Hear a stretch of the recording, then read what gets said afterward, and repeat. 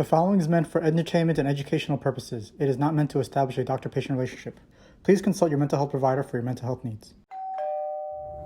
Hello, welcome to Chez Eric, where we talk about psychiatry and religion with a focus on how to apply it to your life. And I am Dr. Eric. I'm a psychiatrist who happens to be religious, and today we'll be talking about William James's The Varieties of Religious Experience. This is lecture 16 and 17, talking about mysticism. Mysticism is a very, very important topic for William James. I'm very excited about it. It's very interesting. So let's get to it. So the first question that James asks is, what does the expression mystical states of consciousness mean?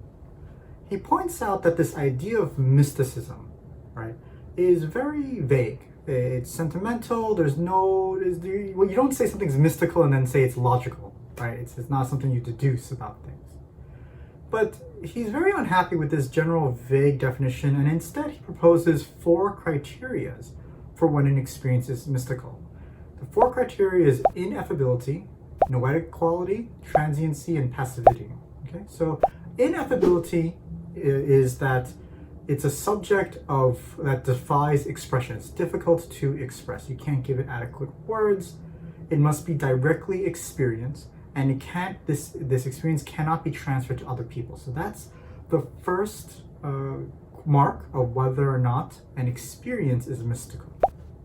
The second is that there's a noetic quality, noetic meaning knowledge, right?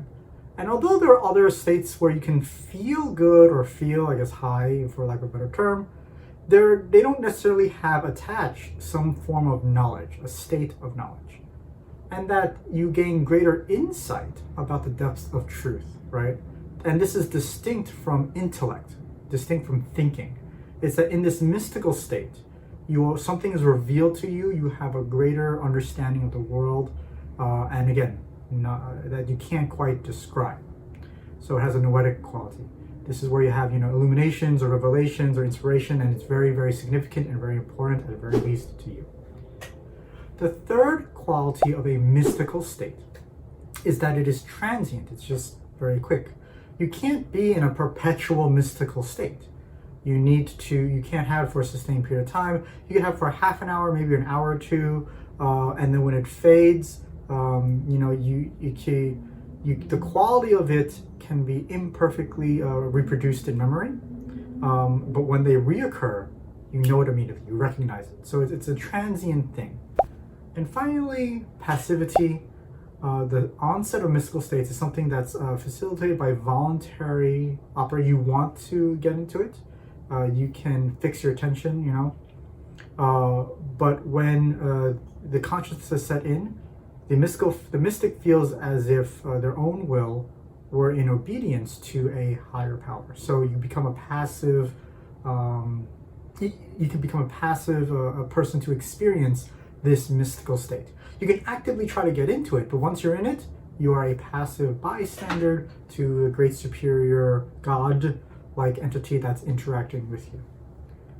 And so he goes through some examples, and then has a phrase, "I've heard that said all my life, but I never realized its full meaning until now," suggesting that there's a deeper significance to this mystical experience. And he cites other texts as well.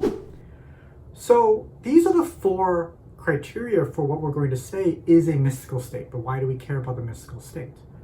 Well, the mystical state is actually the source of all religious concepts and ideas. That when people go to the mystical state and they preach the revelations from these mystical states to other people, that's where everything builds upon.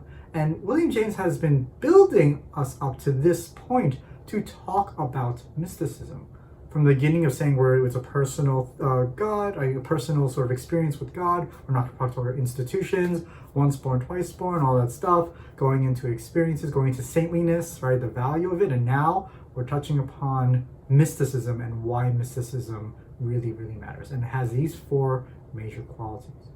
So I think there are about 5 parts to this. I hope you enjoyed it. And tell me, have you had mystical experiences? Mystical experiences do exist in our present day and time. I was part of a church once that was a charismatic charismatic branch, and they had a lot of mystical experiences where people experienced things on a temporary basis, but they felt like they got a revelation from God. It's totally undescribable, but that's kind of the foundation of why they believe in God. So let me know experiences if you had it, and if you have never had a mystical experience, let me know those experiences as well. I hope you enjoyed this lecture series, this part. This is part 1. There are 5 parts total, and we'll be going through it. So I'll talk to you next time. Bye. Hey, sign up for my weekly newsletter. I send out emails every week on psychiatry and religion.